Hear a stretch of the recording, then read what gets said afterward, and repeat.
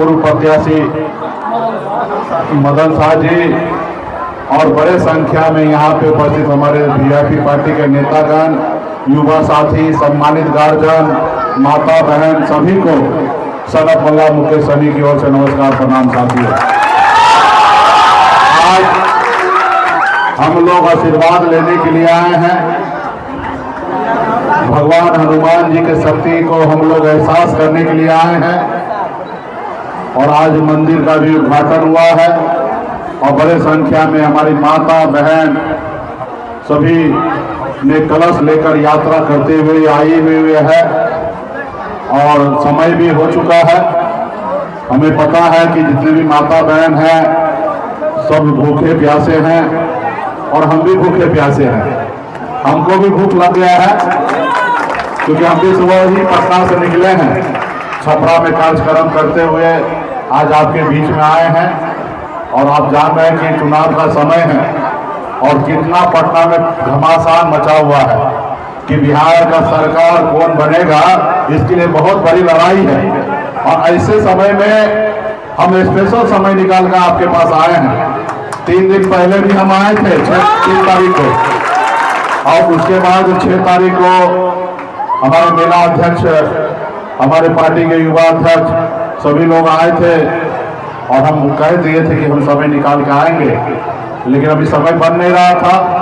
हमको दरभंगा भी जाना था, वहाँ कार्यक्रम था, लेकिन हम अपने गांव का घर का कार्यक्रम को हमने कैंसिल कर दिया क्योंकि वहां से आते तो 4 बज जाता और हम अपने गांव का घर का कार्यक्रम को कैंसिल करके और हम इधर का कार्यक्रम अभी बनाए और फिर 14 तारीख को हम सुपौल बाजार जाएंगे अपने गाँव में।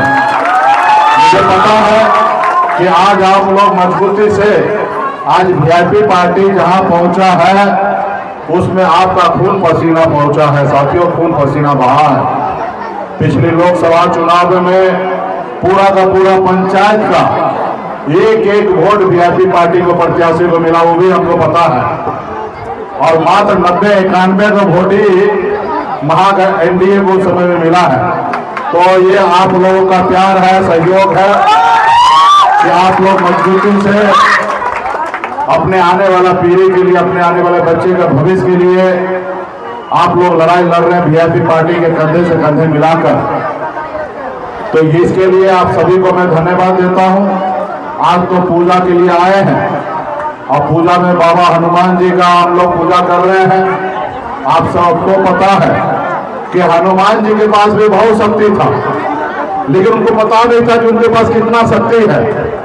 जब उनको बताया गया, याद दिलाया गया कि हे प्रभु, आपके पास अपरंपार शक्ति है, आप 7 समुद्र पार जाके रावण को लंका जला सकते हैं। जब हनुमान जी का एहसास हुआ तो अपने शक्ति के रूप में आए और 7 समुद्र पार जाकर रावण को लंका जलाने का काम किया साथियों। वही ताकत पूरे बिहार में निषाद समाज के सभी उपजाति, दिन बेदान, मुनिया, मरा, चाहतिया, बड़बड़, गोरी, केवल निषाद समाज के पास भी वही शक्ति है। सिर्फ जरूरी है कि अपने आप को आपको पहचानना है कि आपके पास क्या शक्ति है। कल तक बिहार में निषाद को लोग कहता था कि मल्ला का बेटा सिर्फ मछली मारना जानता है, लेकिन आज आप लोगों ने, हम लोगों ने बिहार में बता दिया कि मल्ला का बेटा सिर्फ मछली नहीं मारता है, विधायक और मुख्यमंत्री भी बनाता है। तो जैसे हनुमान जी के पास शक्ति है वैसे आपके पास भी शक्ति है।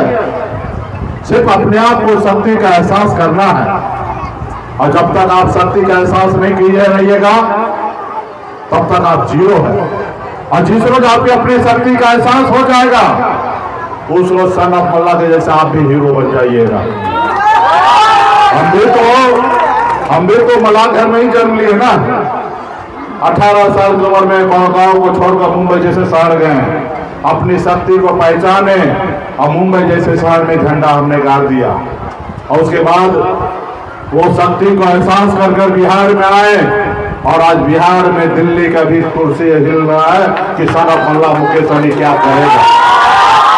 आज बड़े से बड़े पॉलिटिकल पार्टी, बड़े से बड़े नेता सबको पता है कि जैसे भगवान राम जी केवट महाराज के नाव पे बैठे तब पार लगे थे। आज भी उन लोगों को पता है कि वीआईपी पार्टी के नाव पे बैठेंगे तभी बिहार में सरकार बनाएंगे। तो बिहार में आपके पास ताकत है और आपके पास वही खोया हुआ ताकत फिर से चुनाव नाव आ गया है और निश्चित तौर पे जो इस नाव पे बैठेगा वो पार लगेगा और जो नहीं बैठेगा वो मझधार में फंसा रह जाएगा। साथी, इस बार मजबूती से बिहार में हम लोग मजबूती से अपनी वजूद की लड़ाई लड़ने के लिए खड़े हैं। लोग तो लड़ाई लड़ते हैं हम पर राज करने के लिए, हम तो लड़ाई लड़ते हैं सिर्फ अपना अधिकार पाने के लिए, हम सर उठा के जिए इसके लिए हम लड़ाई लड़ते हैं। बाकी लोग तो हमको गुलाम बनाने के लिए लड़ाई लड़ते हैं। भाजपा हमसे लड़ाई लड़ा, हमारा विधायक छीन लिया, वो हम पे राज करने के लिए लड़ाई लड़ता है। और हम आज यहाँ विधायक बनाए हैं तो हम स्वाभिमान के साथ बिहार को बताना चाहते हैं कि मल्ला का बेटा मछली भी मार गया और विधायक और मुख्यमंत्री भी बनाएगा। इसके लिए आज हम लोग काम कर रहे हैं। तो इसके लिए साथियों ये इतना आसान नहीं है। आजादी के 77 साल बीत गया और 77 साल के बाद पहली बार जब आप अपनी शक्ति का एहसास किए और हमने अपनी शक्ति का एहसास किए तो 2020 में हमने मुख्यमंत्री बनाया। साथियों, उसी तरीके से आप और हमको आने वाला समय में बहुत लड़ाई लड़कर मेहनत कर कर पसीना बहाकर और बिहार में 2 नंबर का कुर्सी डिप्टी चीफ मिनिस्टर का कुर्सी निषाद का बेटा का होगा। इसके लिए बहुत खून पसीना बहाना पड़ेगा। साथियों, बहुत त्याग करना पड़ेगा, बहुत बलिदान देना पड़ेगा, तब जाके सत्ता और पावर आपके पास आएगा। और जब सत्ता पावर आएगा तो पूरा राज्य का सरकार आपके कंट्रोल में रहेगा। जब आपके बच्चे के साथ कोई अन्याय करेगा आप थाना में चले जाइएगा, दरोगा डर से कुर्सी पे खड़ा होकर आपको सर करके बात करेगा। और आई शक्ति अगर आपके पास नहीं है तो दरोगा भी आपको पैसा भी ले लेता होगा और आपके डांट के भगा देता होगा। ये आज आपकी ताकत है। तो इसलिए साथियों, आने वाला समय में इस देश के चलाने के लिए प्रधानमंत्री की आवश्यकता होता है, राज्य को चलाने के लिए मुख्यमंत्री की आवश्यकता होता है और लोकसभा क्षेत्र को चलाने के लिए सांसद की जरूरी होता है और विधानसभा चलाने के लिए विधायक की जरूरी होता है और पंचायत चलाने के लिए मुखिया की जरूरी होता है। उसी तरीके से वार्ड चलाने के लिए एक वार्ड सदस्य की जरूरत होता है। और इसका सबका बॉस जो है मुख्यमंत्री है, प्रधानमंत्री है। और मुख्यमंत्री प्रधानमंत्री पैसे से नहीं वोट से बनता है। साथियों, वोट से बाबा साहब भीमराव अम्बेडकर ने पहले आजादी से पहले राजा का बेटा राजा होता था, रानी के कोख से बच्चा जन्म लेता था वही राजा बनता था। लेकिन बाबा साहब भीमराव अम्बेडकर ने आपको हमको एक शक्ति दिया, वो शक्ति दिया वोट गिराने का। और बाबा साहब ने कहा संविधान में कि जिनके पास जितना वोट होगा वही वोट के दम पर राज्य का मुख्यमंत्री होगा और देश का प्रधानमंत्री होगा। अब राजा का बेटा राजा नहीं बनेगा, एक मछुआरा का बेटा भी राज्य का मुख्यमंत्री बन सकता है और देश का प्रधानमंत्री बन सकता है। एक गरीब किसान का बेटा भी देश का प्रधानमंत्री राज्य का मुख्यमंत्री बन सकता है अपने वोट के दम पर। और वो वोट आपके पास है बिहार में। बिहार में अगर 1 नंबर पे हमारे यादव भाई है तो दूसरे नंबर पे निषाद समाज का संख्या है 22 जाति में जोड़ रही है। तो ये ताकत आपके पास है, लेकिन इसके लिए त्याग, तपस्या, बलिदान आपको देना पड़ेगा। आदरणीय लालू प्रसाद यादव भी बिहार में 15 साल मुख्यमंत्री ऐसे नहीं रह गए। उनके समाज के लोगों ने त्याग किया, बलिदान दिया और खून पसीना बहाया। तब आदरणीय लालू प्रसाद यादव जी 15 साल मुख्यमंत्री रहे और जब मुख्यमंत्री बने तो गांव में, समाज में बदलाव आया। जो लोग को जमीन पर बैठने के लिए नहीं देता था, लालू प्रसाद यादव जी उनको उठाकर कुर्सी पर बैठाने का काम ये लालू प्रसाद यादव जी ने किया। तो इसलिए साथियों, सामाजिक न्याय को मजबूती देने के लिए हम लोग बिहार में महागठबंधन के साथ है और लालू प्रसाद यादव जी की विचारधारा को लेकर आगे हम लोग बढ़ रहे हैं। तो इसलिए आने वाला समय में हम लोग महागठबंधन में साथ में है और मजबूती से बिहार में हम लोग अपनी सरकार बनाएंगे, उसमें हमारे तेजस्वी प्रसाद यादव जी का भी हिस्सेदारी होगा और निषाद समाज का मल्ला का बेटा का भी हिस्सेदारी होगा। और सरकार में रहकर हम सभी जाति, सभी धर्म, सभी वर्ग के लिए हम लोग काम करेंगे, सभी को आंसू पोंछने का काम करेंगे। किसी के साथ अन्याय होगा, जो अत्याचार करने वाला है उनको जेल के सलाखों में भेजने का काम करेंगे। ये आने वाला समय में होगा। तो ये शक्ति, ये ताकत आपको हमें देना है। और जब आप हमें दे दीजिएगा, जब आपका भाई पटना में, जब जहां 3.5 लाख करोड़ का खजाना जहां है, जब वहां खजाना के पास आपका भाई, आपका बेटा बैठेगा, तो उस खजाना में से निकाल कर आपके गांव में, आपके पंचायत में, आपके प्रखंड में भी उसमें से विकास का जो काम होगा, उसमें सभी जाति, सभी धर्म के लिए वो विकास का गंगा बहेगा। साथियों, गंगा बहेगा। आज जो हो रहा है, आपके साथ छल किया जा रहा है।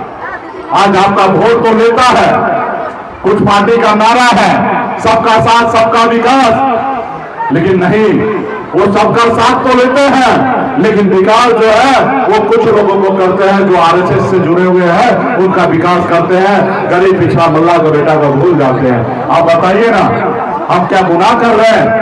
हमने इस देश के संविधान के दायरे रहकर हमने अपने अधिकार की बात करते हैं कि जब हमारा एक भाई को आरक्षण बंगाल में मिल रहा है तो बिहार में क्यों नहीं मिल रहा है? जब हमारे एक भाई को दिल्ली में आरक्षण मिल रहा है तो बिहार में क्यों नहीं मिल रहा है? आज अगर हमको एससी का आरक्षण मिल जाएगा तो निषाद का बेटा कलेक्टर बनेगा, एसपी बनेगा, एसडीओ बनेगा, डॉक्टर बनेगा, इंजीनियर बनेगा, सुरक्षित सीट से जीतकर विधायक, सांसद बनेगा। लेकिन ये नहीं कर रहे हैं। क्यों नहीं कर रहे? उनको मालूम है कि जो समाज गुलाम बन के है, वो समाज को अगर हम कलेक्टर बना देंगे, मुख्यमंत्री बना देंगे, तो ये तो अपने आप को अपने पैर पे खड़ा हो जाएगा और हमारा खेत में मजदूरी कौन करेगा? ये नियत से आपको कमजोर बना के रखा है। लेकिन हमें जंजीरों को तोड़ना है, गुलामी जंजीरों को, और हमें मैदान में उतरकर साबित करना है कि हम मल्ला का बेटा है, हम जाल में मछली फंसाते हैं, जाल में फंसते नहीं है। ये ताकत हमारी है। आने वाला समय में सत्ता प्राप्त करेंगे और मजबूती से जो हमारे बीच में जो कमियां हैं, जो समस्या है, उस सब को दूर करेंगे।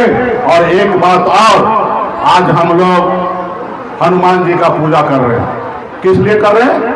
कि हमारे हर संकट को दूर हो जाए, इसलिए हम पूजा पाठ करते हैं।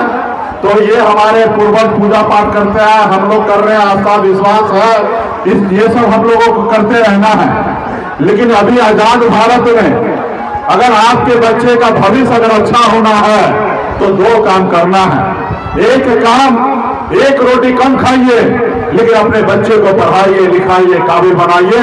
जिस रोज हमारा समाज शिक्षित हो जाएगा, पढ़ा लिखा हो जाएगा, उस रोज हमारा समाज आगे बढ़ जाएगा। और दूसरा, अपने अधिकार के लिए संघर्ष कीजिए। आपका जो अधिकार है, अगर आपका अधिकार कोई छीन रहा है तो आप उसके लिए लड़ाई लड़िए, और जब लड़ाई लड़िएगा तो आपका अधिकार आपको मिलेगा। अगर हमेशा मार खाते रहिएगा तो लोग जो है वो हमेशा आपको मारते रहेंगे। जब आप मार खाना बंद कीजिएगा और एक बार सामने वाले को हाथ पकड़ लीजिएगा तो अगला डरेगा, और जब दूसरे वाला का हाथ उठाया तो उस हाथ को उठाने से पहले आप उसको जवाब दे दीजिएगा, तब वो मानेगा कि आप जिंदा हैं, नहीं तो वरना वो आपको हमेशा मुर्दा समझकर वो मारते रहेगा। इसके लिए आज अगर आपके पूर्वज, हमारे बाप दादा पूर्वज जो अगर अंग्रेज से लड़ाई नहीं लड़ते तो क्या ये देश आजाद होता? नहीं आजाद होता। आज भी ये देश गुलाम रहता। तो आपके पूर्वज ने जब पूरे 200 साल लड़ाई लड़कर देश को आजादी दिलाई और आजाद भारत में आज जन्म ले रहे हैं और सांस ले रहे हैं, तो ये आपका पूर्वज का देन है। उसी तरीके से आज अगर आप लड़ाई लड़िएगा तो आने वाला समय में जब 29 में आपका दिल्ली में सरकार बनेगा और निषाद को आरक्षण मिलेगा, तो हमारे आने वाला 20-30 साल आगे जाएगा और हमारे समाज को आरक्षण मिलेगा। फिर doctor, engineer, collector, IAS, IPS बनेगा। तब जाके हम लोगों का आने वाला समय में लोग हम लोग को भी याद करेंगे कि हमारा पूर्वज ने लड़ाई लड़ा और हमको आज आरक्षण दिलाया, जिसके दम पर आज IAS, IPS बने हुए हैं। तो ये परिवर्तन सबको करना है। आपके पूर्वज ने मेहनत किया, आज आपको करना है, आपके आने वाला पीढ़ी को भी मेहनत करना है और इसी तरीके से संसार चलेगा। अगर आप मेहनत नहीं कीजिएगा तो आपके आने वाला पीढ़ी बहुत परेशान होगा। आज देखिए हम लोगों के बाप दादा अगर बड़ा जमींदार होते, पैसे वाला होता, तो आज हमको इतना मेहनत करना पड़ता? नहीं करना पड़ता। आज नहीं किए इसलिए आज हमको मेहनत करना पड़ रहा। अगर हमारे पास भी अगर एक बड़ी पार्टी होता तो जितना आज हम मेहनत करें उतना नहीं करना पड़ता। लेकिन आज अगर हम मेहनत करके अपना दल बना लेंगे, जब दल बन जाएगा तो आपके पास बल आ जाएगा साथियों, और जब बल आएगा तो आपका हर समस्या का हल हो जाएगा साथियों, हर समस्या का हल हो जाएगा। तो आने वाला समय में आज दल बनाएंगे, बल आएगा और आने वाला समय में समस्या का हल होगा और आपके बच्चे, हमारे बच्चे आसमान में की ओर आंखों दिखाकर और मजबूती से सीना चौड़ा करके चलेंगे। तो ये सारी चीजें तो करना है।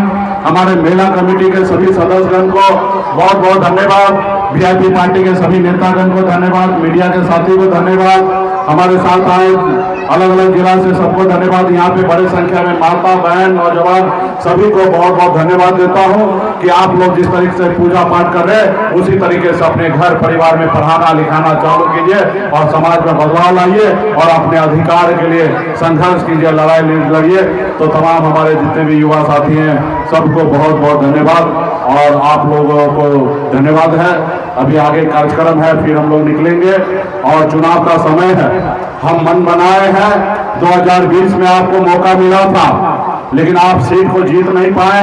आज आपका सीट कब्जा होता तो कुछ बात अलग होता, लेकिन इस बार भी हमारा मन है, क्योंकि आप जानते हैं कि मोतिहारी लोकसभा सीट हम लड़े थे। अब मोतिहारी लोकसभा में 6 गो सीट है और 6 गो सीट में ज्यादा से ज्यादा कोशिश करेंगे कि वीआईपी पार्टी लड़े। आज मोतिहारी लोकसभा में ये मोतिहारी विधानसभा भी है, तो हम लोग चाहेंगे कि आपका अपना पार्टी का विधायक बने। तो इसके लिए हम लोग लगे हैं और हमको पूरा भरोसा है कि पिछली बार थोड़ा गलती हो गया, कैंडिडेट पर लूज हो गया, नहीं तो हम तो चुनाव जीते थे। तो इस बार हम लोग कैंडिडेट जो है टाइट देंगे और हम लोग सब तरह से संसाधन से भी टाइट होंगे और इस बार अगली बार मजबूती जीत होगा। और इस क्षेत्र में चंपारण में वीआईपी पार्टी का ताकत है और वीआईपी पार्टी का अगर इस चंपारण में 21 गो सीट है, 21 सीट में से मैक्सिमम सीट जीतेंगे तो चंपारण का रास्ता निकलेगा, सीधा मुख्यमंत्री बनाया जाएगा। इसलिए पिछली बार महागठबंधन देखिएगा तो चंपारण से पूरी तरीके से हार हुआ और दरभंगा लोकसभा से हार हुआ। तो दरभंगा लोकसभा में तो हम हैं और चंपारण में आप लोग हैं। ये 2 जगह अगर मोर्चा अगर हम संभाल लेंगे तो बिहार में सरकार बनाने में किसी माई का लाल में ताकत नहीं है कि हमारी सरकार